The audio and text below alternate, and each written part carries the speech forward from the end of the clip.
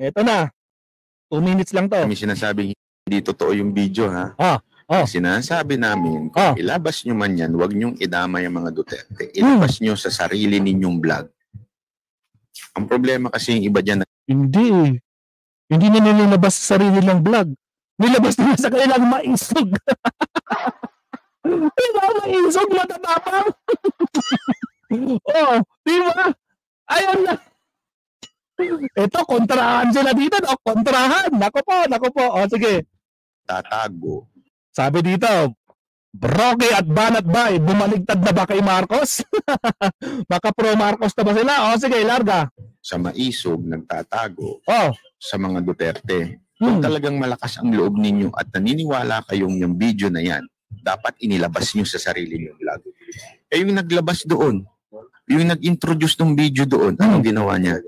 Hindi nga niya nilabas sa vlog niya eh. Diba? Yung sabihin, nilabas niya doon sa maisog. Doon pa lang sabit na eh. If you are convinced, fully. Doon pa lang sabit na? My goodness! Sino kayo yung sumabit? Patay tayo dyan! Kawawa naman si Hitad, namimilit na lang, nandadamay pa kasi nungalingan. Kaya ka, mari-mari, nakupa, sakit sa ulo sa kabila. Okay, sige, larga. Kasi ganito lang yan eh. Libel is like this. Okay? Para lang sa kaalaman ninyo ha. Yung mga hindi po pamilyar sa libel. Libel yan, kung hindi mo mapatunayan totoo. Pero kung naniniwala ka na totoo yan, hindi ka masasampa ng libel. Bakit? Kasi niya totoo eh. Ngayon, kung kumbinsido ka, totoo. Sige, ito, labas ko, demanda nyo ako. Pag dinimanda ako, papatunayan ko totoo yan. Yun eh. Kumbinsido ka kasi na totoo. Pag bumitaw ka ng hindi totoo, yari ka. Yari ka talaga. Pinabitawag sa sarili yung channel. Bakit yung pinabitawan doon tapos i-share na lang niya? Bakit? May ibig sabihin nun. Kahit siya hindi nga siya sigurado. Pakain siya sa inyo nang hindi siya sigurado, tapos eventually sinabi niya, wala naman ako sinasabing si Marcos yun eh. Wala naman ako iwas pusoy pa siya. Tayo dyan. Isa pa. Ang sarap ng makinggan. Sabing hindi totoo yung video ha. Ang sinasabi namin, kung ilabas nyo man yan, huwag nyong idama yung mga Duterte. Ilabas nyo sa sarili ninyong vlog. Ang problema kasi yung iba dyan nagtatago. Sa maisog, nagtatago. Sa mga Duterte. Kung talagang malakas ang loob ninyo at naniniwala kayong yung video na yan, dapat inilabas nyo sa sarili ninyong vlog. Yung naglabas doon, yung nag-introduce ng video doon, ano ginawa niya? Hindi nga niya nilabas sa vlog niya eh. Diba? Yung sabihin, nilabas niya doon sa maisog. Doon pa lang. Actually, nilabas niya naman. Okay, kaso nga lang, ang problema, yung nilabas niya, binuran. Tatay, shoutout mo na lahat sa ating 300 viewers, sa mga di pa nag-like and subscribe dyan, baka naman. At syempre, meron tayong, meron tayong survey. Nagtitiwala ba kayo dito sa mga pinagsasabi ni Harlika at ni Koke? Isama na natin si Roque, mamaya sasabihin niya. So, ayan o. Ang hindi naniniwala po, 75%. Ang mga DD sheet na naniniwala hanggang ngayon, 25%. Ayun po. Mayroon tayong voting dyan, sa mga di pa nagbo-vote dyan, baka naman, vote din kayo. Para makita natin anong resulta ng ating tally for tonight. For today's vlog.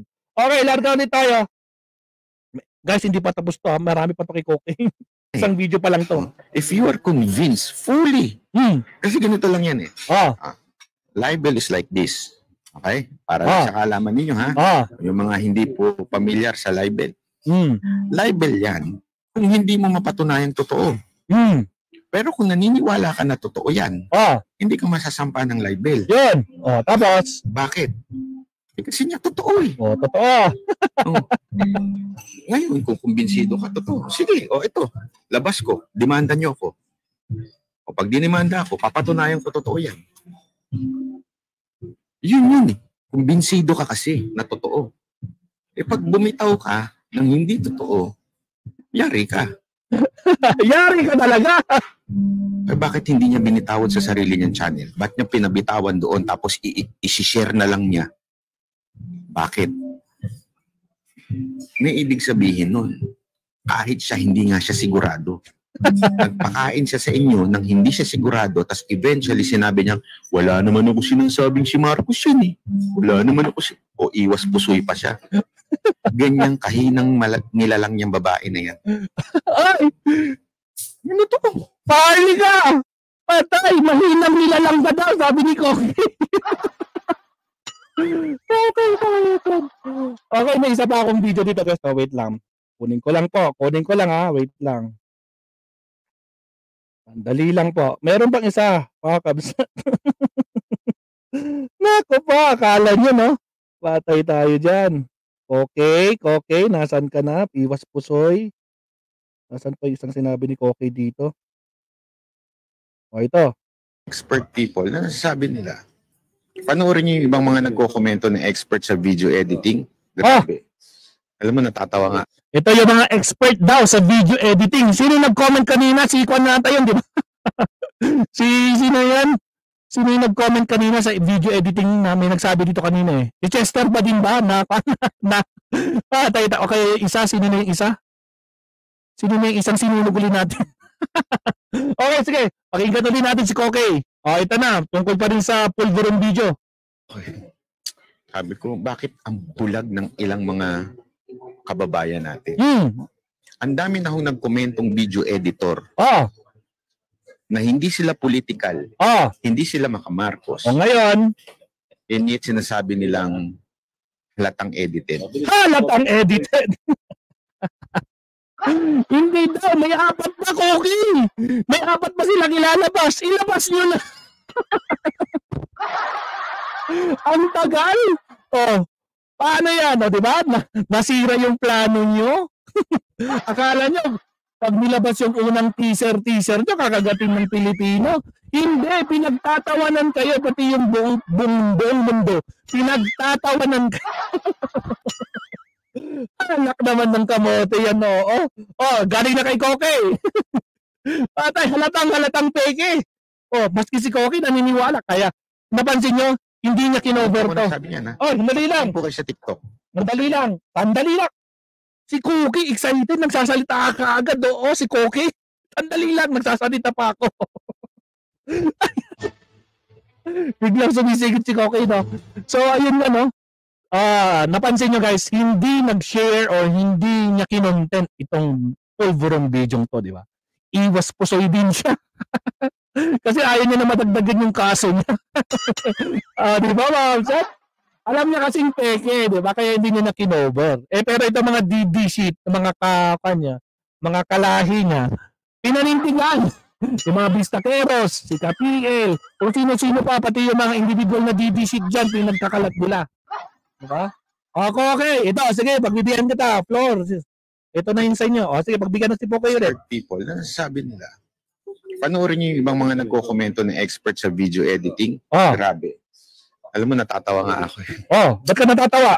Bakit ang bulag ng ilang mga kababayan natin? Ang dami na hong nagkomentong video editor. Na hindi sila Sabi ni Marie, ang bait naman ni Banat ba?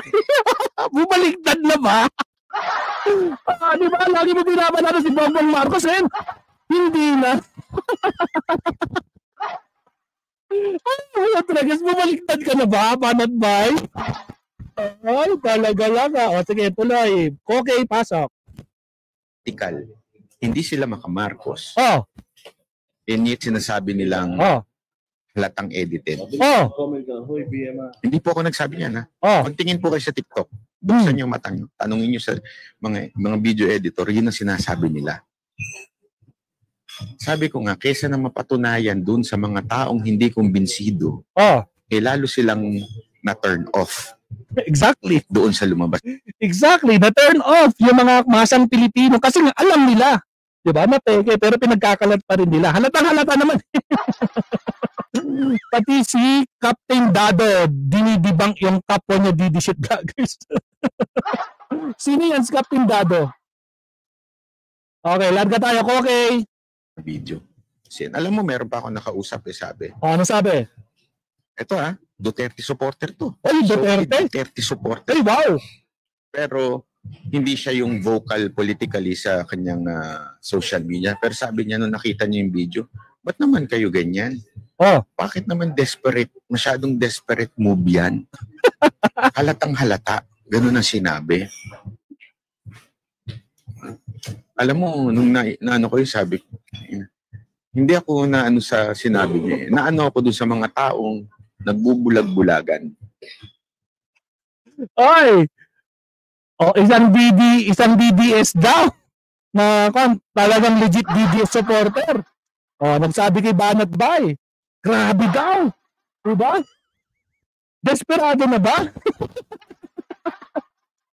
My God, sila mismo naniniwala silang peke yung video. Ano pa sabi ko kay?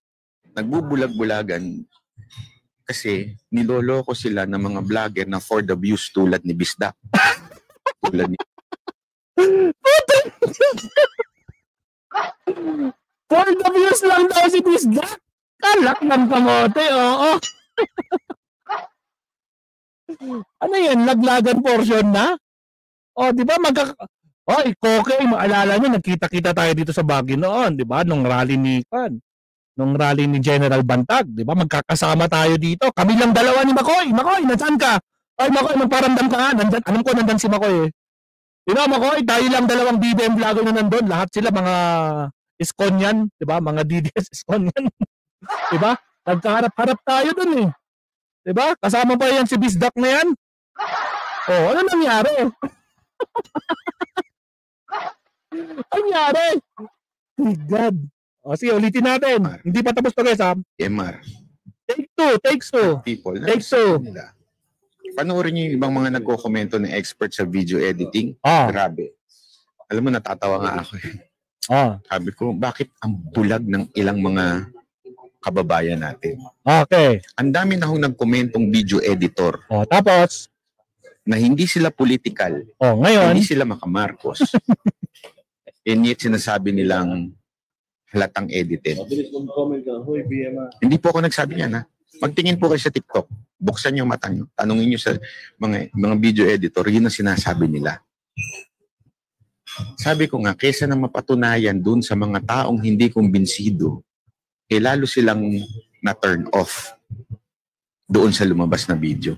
Kasi, alam mo, meron pa ako nakausap sabi. Ito Duterte supporter to. Solid Duterte supporter to. Pero hindi siya yung vocal politically sa kanyang social media. Pero sabi niya nung nakita niya yung video, ba't naman kayo ganyan? Bakit naman desperate? Masyadong desperate move yan. Halatang halata. Ganun ang sinabi. Desperado daw. Alam mo, nung naano ko yung sabi, hindi ako naano sa sinabi niya. Naano ako doon sa mga taong nagbubulag-bulagan.